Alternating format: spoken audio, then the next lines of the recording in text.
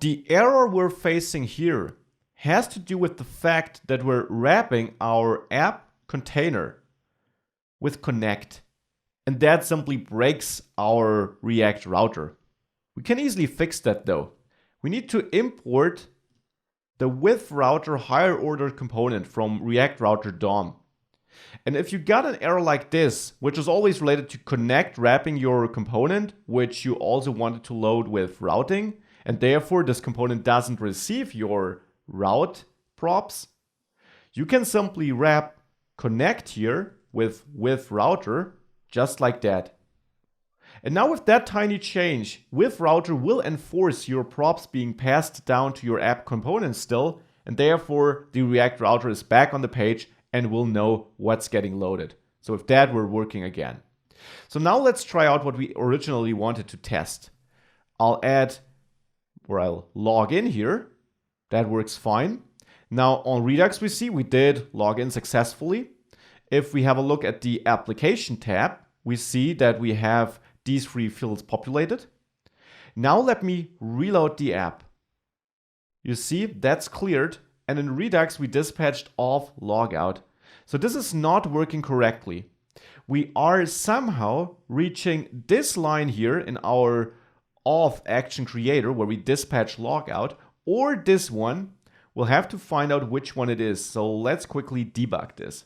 To debug that, we can go into sources and there into our folder source. And let's dive into store actions, the auth file. So now we can place a breakpoint here in our auth check state function. Let's place one here where we check if we have a token. Let me now go to authenticate and log in again so that we have a token for the future. And let's now reload the page. We now get stuck here because the breakpoint kicks in, and we do fetch the token successfully. Let's now walk through that. We make it into that else block because we do have a token. But now we already see expiration date is a date object, so that looks fine. So expiration date here is in the future, and what happens here is then we go into that if block, and it makes perfect sense because I'm checking if expiration date is bigger than today's date or current date. And of course, I don't want to log out in this case because that's exactly the case where the token is valid. So this is a logical error, which we can fix thanks to debugging here. So what we have to do is revert this. We want to log out if the expiration date is smaller or equal, even though equal is very unlikely, to the current date. With that now, if we go back to the application, let's log in again. So let's quickly do that, sign in. And now let's reload the page. And now you can see that we have auth success here, but still followed by auth logout. So let's again debug this. Let's place a breakpoint here again to find out what's going wrong here. So I'll quickly add my code here, submit this, and now reload the app. We make it into this check here. And now if we step through that, we go into the else block and we do successfully log in. Now let's continue code execution. So why did we then log out here? It might be related to our check auth timeout function where we also dispatch logout. So let's also place a breakpoint here on dispatch logout to see if this gets triggered preemptively.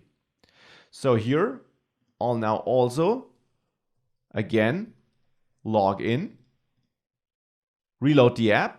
We reach the first breakpoint here. We can simply skip ahead. We know that's no problem. And indeed, we now reach the second one in set timeout. This shouldn't fire though. The issue probably is the expiration time we set up. So let's place a breakpoint on set timeout to reach the point where this timer is set. And let's continue for now. And let's try this one more time to find out which value is actually set up as expiration time there, because that has to be the issue. So now, if we reload our app here, we can skip the first breakpoint. And now let's see the expiration time. It's -10. And it makes sense that this is -10. We got a couple of errors here. So let's continue for now and fix them. Let's also clear the second breakpoint. So what's our problem? To check off timeout at the bottom where I automatically log in, I'm passing the difference between the future date and today. Now, the issue is that I use get seconds. I wanted to use get time here. That's the time in milliseconds. That's the big number I wanted to use. So get time now gives us the correct difference in milliseconds. Now, in our check off timeout function here, we then multiply it with 1000. Now, that would become too big. So the value we pass here should be in seconds indeed. So I'll wrap this calculation here in parentheses and divide it by 1000, like this.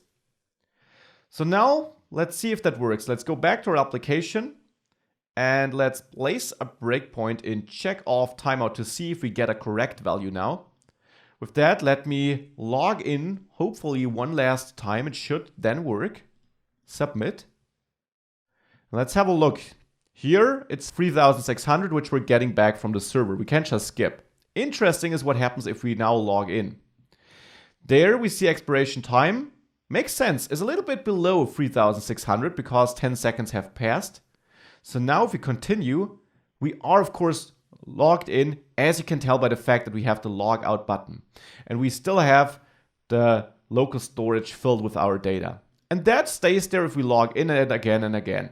If we clear this, however, and we log in again, we're not logged in. So now we got that auto login functionality as long as we got a valid token which hasn't expired yet.